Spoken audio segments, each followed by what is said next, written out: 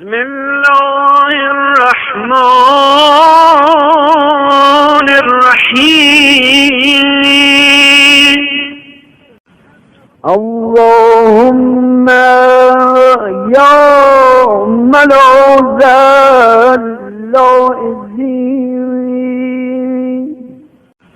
ويا معاذ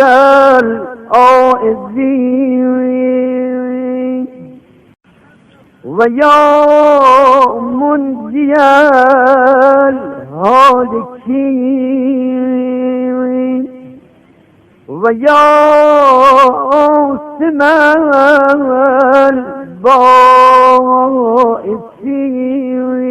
البائسين ويا راحم المساكين ويا مجيب المضطرين ويا كنز المفتقرين ويا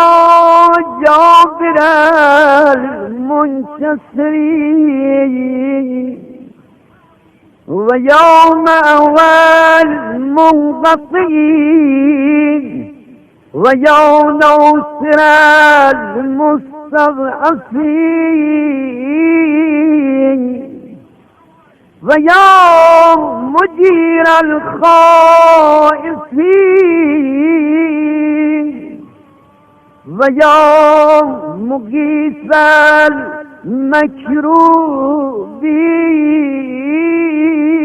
المكروبين ويا حسن اللاجئين إن لم أعوذ بعزتك بمن أعوذ وإن لم ألذ بقدرتك بمن ألوذ وقد ألجأتني الذنوب إلى التشبث بأذيال عصبك وأحوجتني الخطايا إلى استفتاح أبواب صفحك ودعتني الإساءة إلى الإناخة بثناء عزك وحملتني المخافة من نقمتك على التمسك بعروة عطفك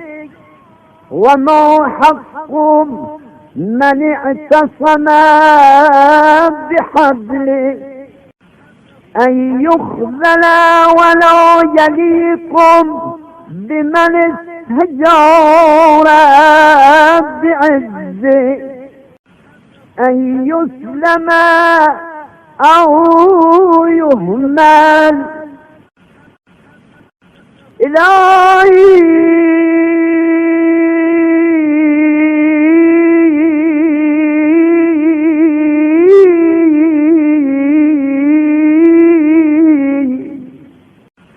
إلهي فلا تخلنا من حمايتك ولا تعرنا من رعايتك وزدنا عن موارد الهلكة فإنا بعينك وفيك نفسي ولك أسألك بأهل خاصتك من ملائكتك والصالحين من بريتك أن تجعل علينا راقية تنجينا من الهلكات وتجلبنا من الآثار وتكننا من دواهي المصيبات وأن تنزل علينا من سكينتك وأن تغشي وجوهنا بأنظار محبتك وأن تؤوينا إلى سديد الرسل وأن تحوينا في أكناف عصمتك برأفتك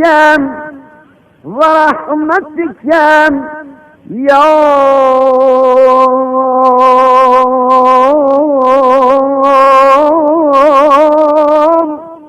أرحم الراحمين.